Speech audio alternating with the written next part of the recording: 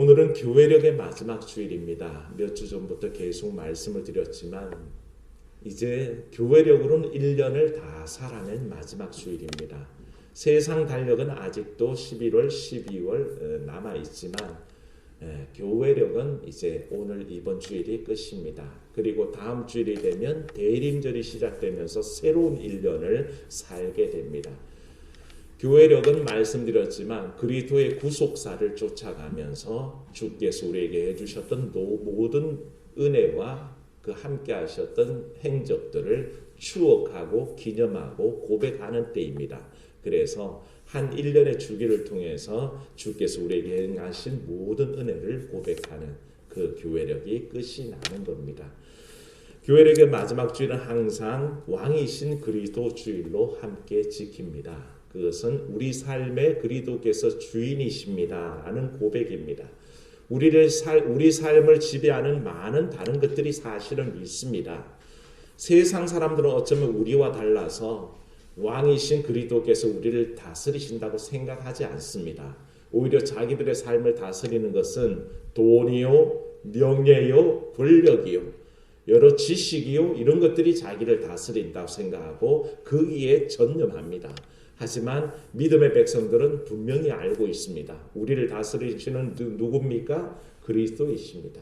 그것을 고백하는 주일로 지금 지키고 있다는 것을 알고 오늘도 주 앞에 우리의 삶을 전적으로 맡기기를 결단하는 시간 되시기를 바랍니다. 오늘 말씀 우리가 에스겔서를 읽었는데요. 오늘 말씀의 특징은 하나님과 그 백성 이스라엘의 관계를 양과 목자의 관계로 설명하고 있습니다. 요한복음에서도 예수께서 자신의 사역을 뭐라고 하셨냐 하면 한번 따라합시다. 선한 목자. 예수님은 자신을 스스로 일컬어서 나는 선한 목자라 그러셨습니다. 백성 이스라엘을 인도하실 목자로 와주셨다는 것을 밝히셨고요. 그래서 비유를 말씀하시면서 선한 목자가 되셔서 한 사람 한 사람 이름을 불러내어서 우리 밖으로 불러내어 푸른 초장에 풀어서 풀을 먹이고 또 저녁이 되면 어떻게 합니까? 이름 하나하나 불러들여서 우리에 넣어서 안전하게 지킨다라고 자신의 사역을 설명하셨습니다. 그 하나님의 인도하심이 결국에는 우리 삶 속에 연관되어 있다. 이 고백이 뭡니까? 하나님은 나의 목자시요 나는 그분의 양떼다라고 고백하는 믿음인 것을 알게 됩니다. 근데 오늘 말씀에서 하나님께서 이스라엘의 목자가 되셔야만 하는 이유가 사실은 있습니다. 에스겔의 상황 속에는 하나님께서 목자가 되셨다라는 이 개념을 얘기하기 전에 하나님께서 이스라엘의 목자 삼으신 사람들이 있었습니다. 가장 대표적인 계급이 누구냐 하면 기름 부어 세웠던 세 계급들이죠. 첫째가 왕이요, 둘째가 제사장이요, 셋째가 선지자들입니다. 예언자들입니다. 이들은 하나님께서 특별히 기름 부어 세우게 하사 이스라엘의 목자처럼 세워주셨습니다. 그래서 이스라엘 그 양떼와 같은 사람들을 인도하고 온전한 길로 몰고 가는 역할을 하도록 맡겨진 사람들이었죠. 거기에 더하자면 그 외에도 이제 백성의 지도자들도 또 앞장서 있는 사람들이 다 이스라엘의 목자와 같은 사람들이었습니다. 그런데 당시 이스라엘의 삶이 어떠했냐 하면 목자가 없는 양떼와 같았다라고 그렇게 에스겔은 진단합니다. 오늘 34장 읽었는데요. 읽지 않은 2절 말씀부터 6절 사이에 보시면 이렇게 얘기하고 있습니다. 2절에서 6절 한번 읽어볼까요? 시작. 인자야 너는 이스라엘 목자들에게 예언하라. 그들 곧 목자들에게 예언하여 이르기를 주 여호와께서 이같이 말씀하시되 자기만 먹는 이스라엘 목자들은 화 있을진저 목자들이 양떼를 먹이는 것이 마땅하지 아니하냐. 너희가 살찐 양을 잡아 그 기름을 먹으며 그 털을 양떼는 먹이지 아니하는도다. 너희가 그 연약한 자를 강하게 아니하며 병든 자를 고치지 아니하며 상한 자를 싸매 주지 아니하며 쫓기는 자를 돌아오게 하지 아니하며 잃어버린 자를 찾지 아니하고 다만 포악으로 그것들을 다스렸도다. 목자가 없으므로 그것들이 흩어져서 모든 들짐승의 밥이 되었도다. 내 양떼가 모든 산과 높은 맷뿌리에마다 율이 되었고 내 양떼가 온 지면에 흩어졌으되 찾고 찾는 자가 없었도다. 아멘. 하나님께서 그 당시 상황을 이렇게 에스겔을 통해서 증언하고 계십니다. 목자라고 맡겨놓은 사람들이 너무 많다는 것입니다. 왕도 세워놨고 제사장도 세워놨고 예언자들도 있습니다. 그런데 이 양떼를 돌봐야 될 목자로 세워진 이들이 양떼를 돌보지 않는다는 것입니다. 당연히 살찐 양 그 기름을 먹으면서도 양떼를 먹이지 않는 것입니다. 목자가 양떼를 안 먹이고 어떻게 목자라고 하겠습니까? 연약한 자를 강하게 하고 병든 자를 고치고 상한 자를 싸매줘야 하는데 그들은 도리어 포악으로 다스린다 그랬습니다.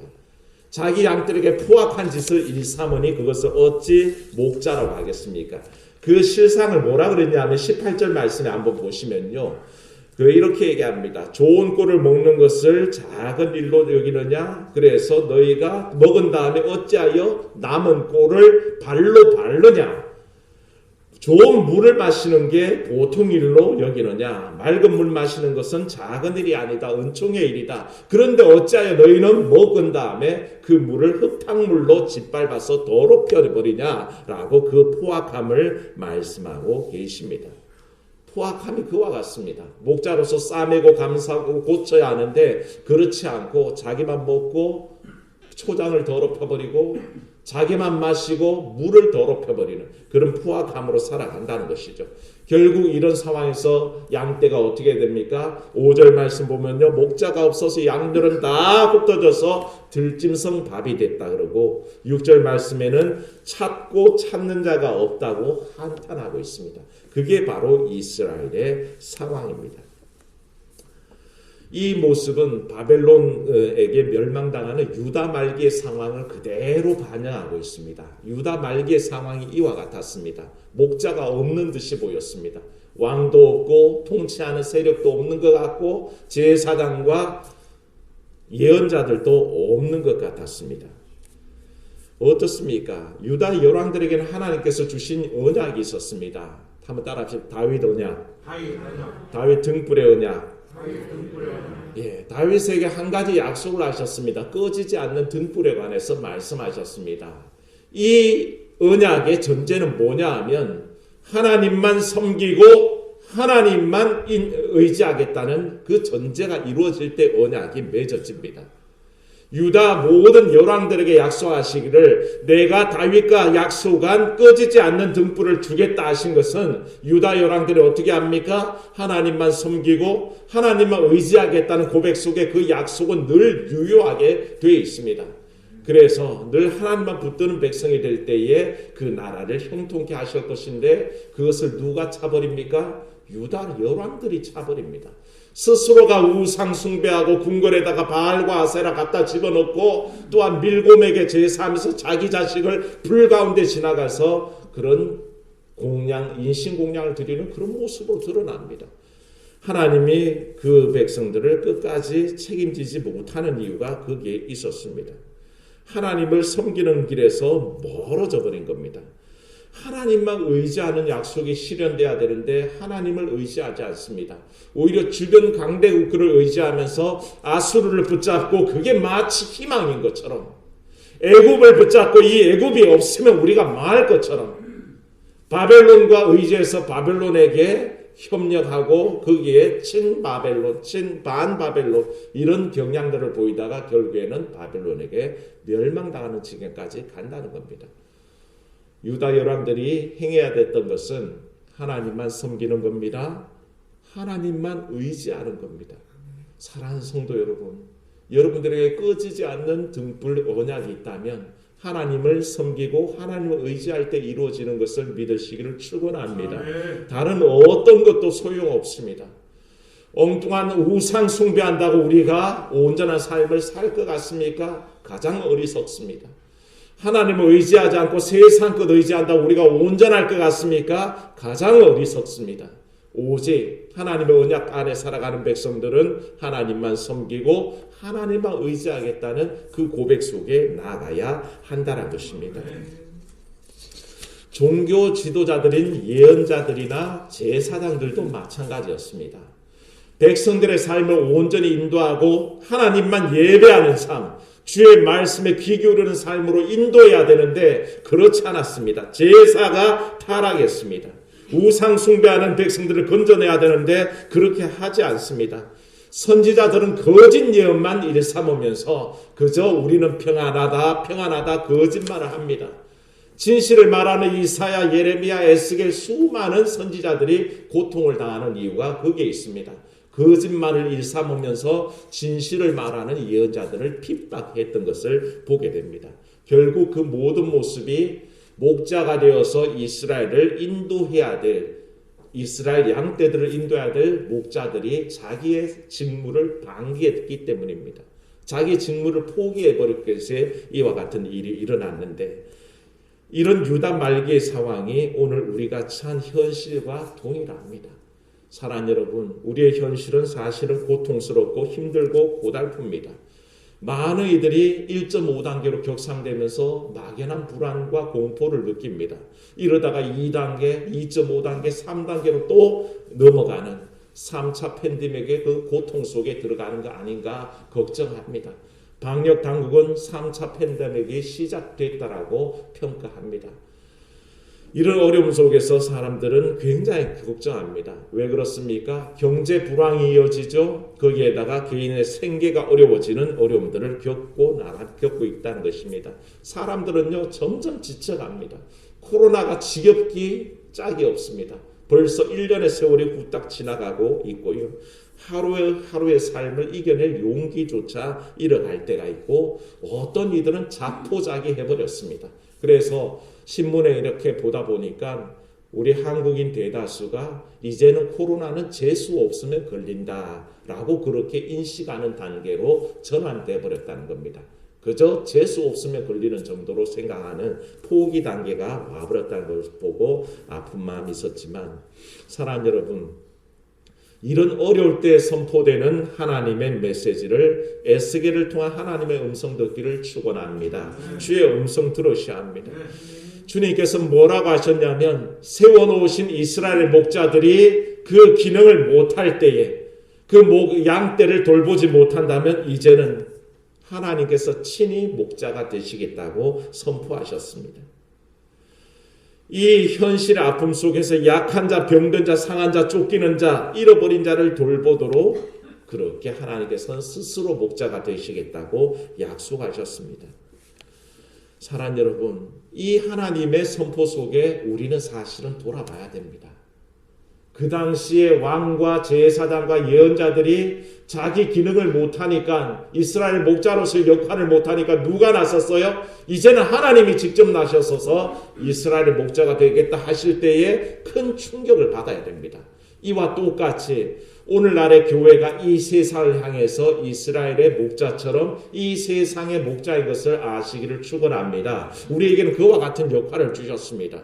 이 땅의 교회들이 사실은 목자가 되어서 이 땅을 돌봐야 합니다. 이 현실의 아픔 속에 약한 자, 병든 자, 상한 자, 쫓기는 자, 잃어버린 자들을 돌보도록 주님께서는 이 세상의 교회를 세우셨고요, 소금과 빛의 역할을 하도록 인도하셨습니다. 강도 만난 이웃처럼 코로나 때문에 지쳐있는 백성들에게 사실은 이 교회가 선한 사마리아인처럼 그렇게 찾아가는 목자가 되어야 한다는 것입니다. 이것을 우리가 제대로 하지 않으면 우리는 더 이상 교회가 이 백성들의 목자됨을 포기하는 것입니다. 우리가 이 역할을 감당하지 못하면 세상의 소금과 빛으로 서지 못하는 겁니다. 그래서 주의 이 말씀 앞에서 우리는 겸손하게 하나님께서 선한 목자로 세워주신 은혜에 감격하고 우리가 이 땅에 대해서 선한 목자로 서겠습니다 하는 결단이 있으시기를 주의 이름으로 축원합니다. 교회는 그러해야 합니다. 우리를 향한 그 하나님의 음성을 제일 먼저 들어야 되고요, 이 현실의 어려움 속에서 하나님의 도우심을 구하여야 합니다.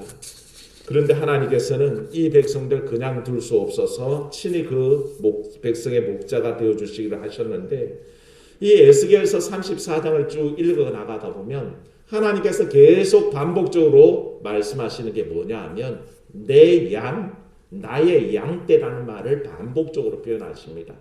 이 말 속에는 우리가 마치 사람 사이에 아이고 우리 내 새끼 혹은 내 사랑 이렇게 고백하듯이 귀한 자기 사랑을 관계 속에 담지 않습니까? 하나님께서 굳이 내 양떼라고 부르시는 이유는 그만큼의 애정을 가지고 돌보겠다는 선포가 담겨 있습니다. 방치하지 않겠다는 것입니다. 내 새끼라고 고백할 때 어떤 부모가 자기 자식을 방치하겠습니까? 나의 사랑이라고 얘기하면서 어찌 거들떠 보지를 않겠습니까?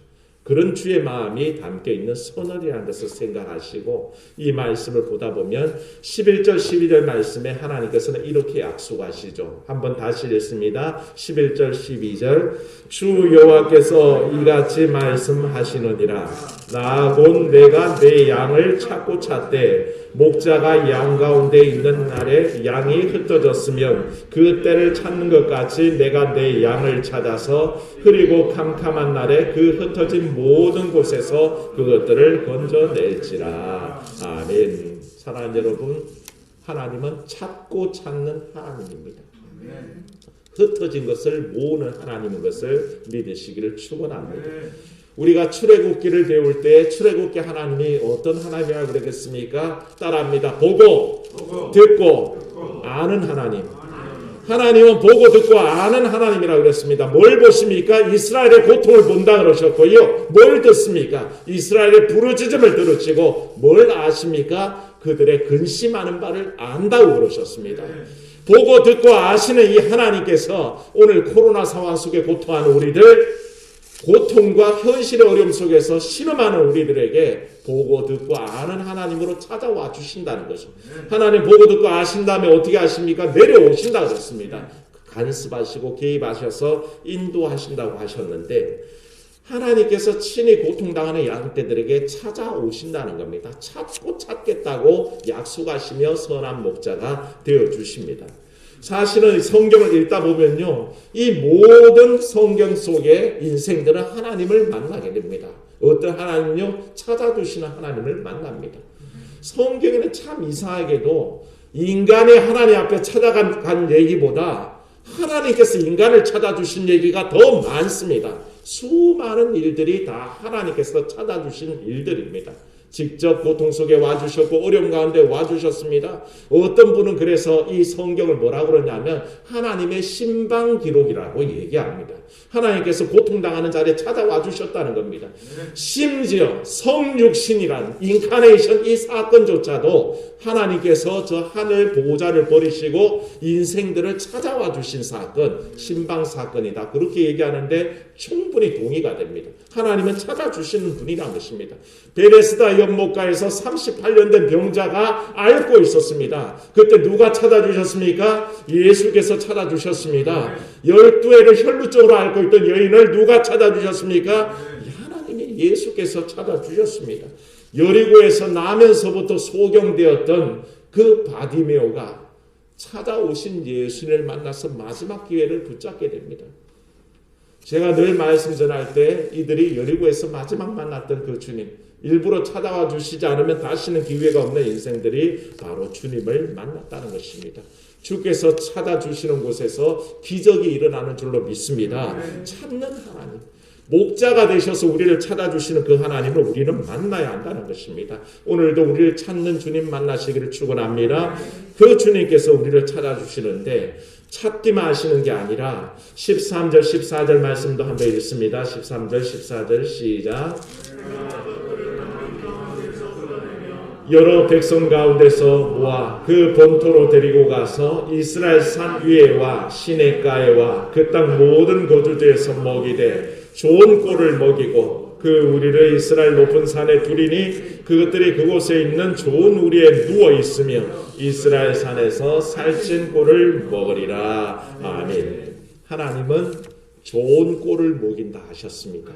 좋은 초장에 눕도록 하신다고 하셨습니다.